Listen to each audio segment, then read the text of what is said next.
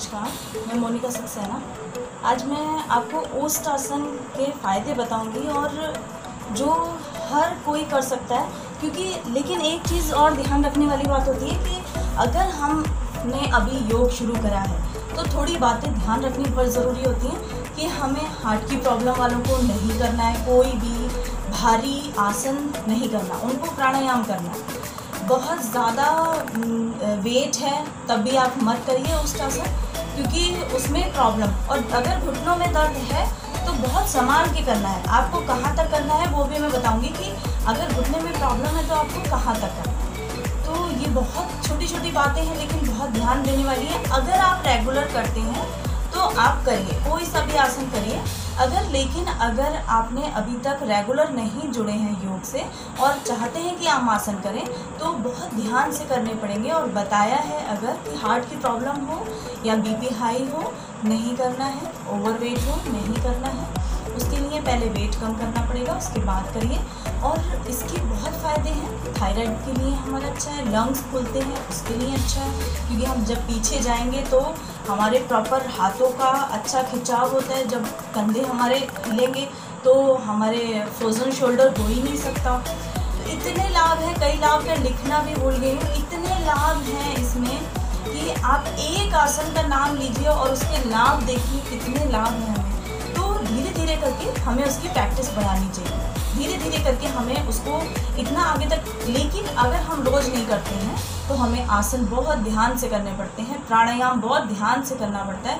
प्राणायाम में भी जब सांसों का आयाम है वो, तो उसको हमें इतना ध्यान से करना है कि अगर अनुलोम विलोम है और हम करते हैं राइट से शुरू लेफ्ट से छोड़ें, राइट से शुरू लेफ्ट से छोड़ें, तो वो सूर्य भेदी हो गया।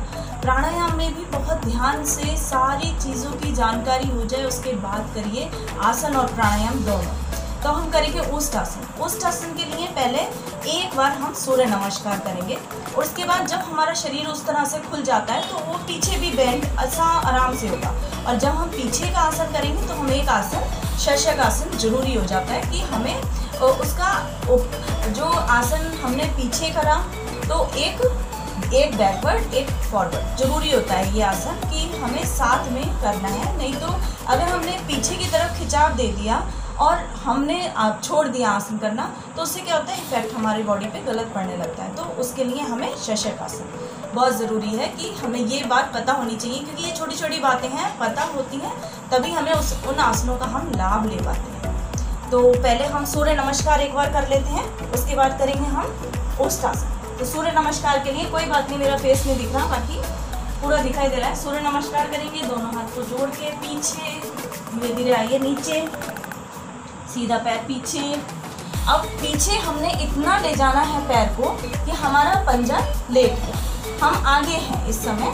और फिर हमने दोनों हाथ रखे, दूसरा पैर भी पीछे। इससे क्या होता है, हमारा बॉडी जो हमारी खुल जाती है तो हम कोई सा भी आसन और प्राणायाम हम इजीली कर लेते हैं। बहुत ज़रूरी है इस तरह से खोल के पहले सूक्ष्म क्रियाएं करके उसके बाद हम बैठेंगे। अब घुटनों के बल, अब वेट ज़्यादा है तो हम नहीं बैठना चाहिए, क्योंकि घुटनों पे पूरा प्रेशर, घुटने में दर्द है तो मत करिए, क्योंकि घुटनों पे ही इस समय खड़े हैं। और अगर कर सकते हैं आप आसन प्राणायाम करते हैं तो घुटनों के लिए आप किस तरह से करेंगे देखिए। एक बार हाथों को फोल्ड करा, अब हम धीरे धीरे जाएंगे पीछे, पैर हमारे लेटे हुए हैं, धीरे धीरे करके जाइए और रुकिए, यहीं पर ही रुकिए। हाथ हमारे बिल्कुल फ्री हैं, हाथों से कोई लेना देना नहीं है, सिर्फ हमें क्या है थोड़ा सा बैंड पीछे की तरफ बैंड हो जाएगी। तो ये बहुत ज़रूरी होता है कि हमें अब हाथों को पहले पीछे घुमाना है, पहले टच करिए, दूसरा हाथ ऊपर ले जाइए। तो ये क्या है, हमारा खिंचाव है। इस तरह से खिंचाव देने से क्या होता है कि हमारी बॉडी आसन करने के लिए तैयार है। तो अब कैसे करेंगे देखिए, धीरे धीरे करके करना है। कभी भी अगर जिनसे नहीं होता है उनको एड़ियाँ खड़े करके करना चाहिए। जैसे हमने धीरे से रखा हाथ, दूसरा हाथ दूसरी एड़ी पे और बॉडी को आगे धक्का दिया, गर्दन पीछे लटका। अब यहाँ पे रुकिए, पैरों में थोड़ा थोड़ा गैप है, देखिए गर्दन पीछे लटकी है तो उसके अलग फायदे। लंग्स पूरे खुल रहे हैं, कंधों पे पूरा प्रेशर है, देखिए एड़ी दर्द भी ठीक होगा इससे। धीरे धीरे करके वापस। अब जिससे ये हो जाता है उसके लिए कैसे करना है, पंजों को हमने लेटा दिया, पंजों को लेटाया, फिर हमने एक एक हाथ हम पीछे लेके जाएंगे और अपनी हथेली रखेंगे। अब हम दूसरा हाथ भी ले गए, हथेली रखी, पूरी गर्दन पीछे लटकाई, आगे खींचा, धड़ भाग को पूरा खुल रहा है, देखिए। अब रुकिए,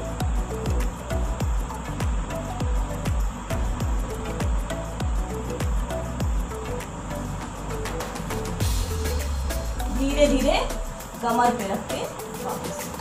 अब अर्ध ओष्ठासन भी होता है जिसमें हम आधे जाते हैं। कैसे, हमने हिप पे हाथ रखा और पंजे हमारे पीछे लेटे हुए हैं, पीछे जाइए, धक्का दीजिए आगे की तरफ,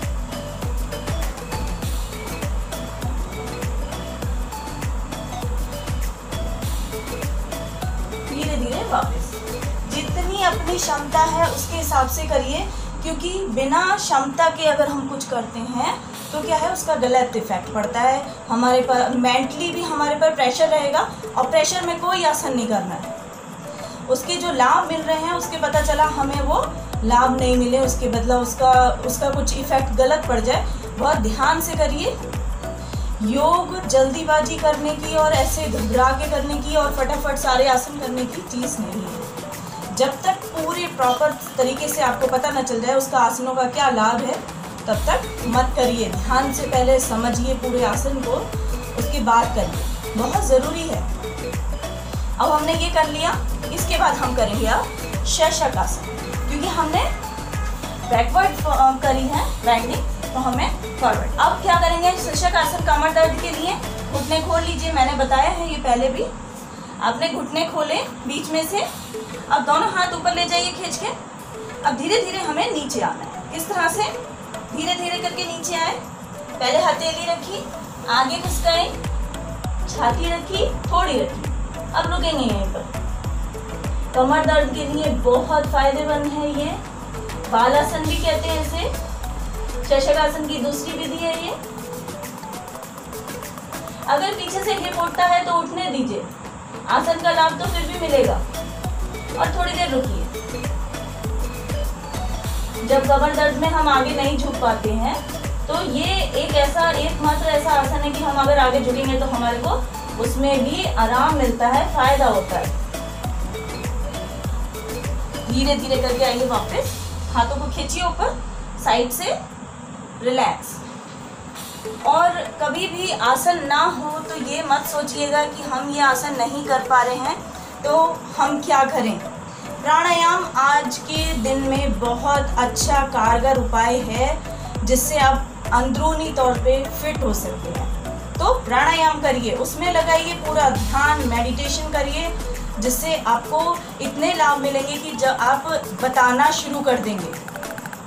अभी कोई बोलता नहीं है कि मुझे क्या लाभ है क्या नहीं है, लेकिन फिर एक टाइम ऐसा आएगा जब धीरे धीरे हमारी प्रैक्टिस बढ़ती जाएगी तो हमें खुद ही लाभ हम बताने लगेंगे, दूसरों को बताएंगे।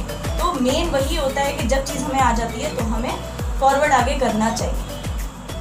नमस्कार।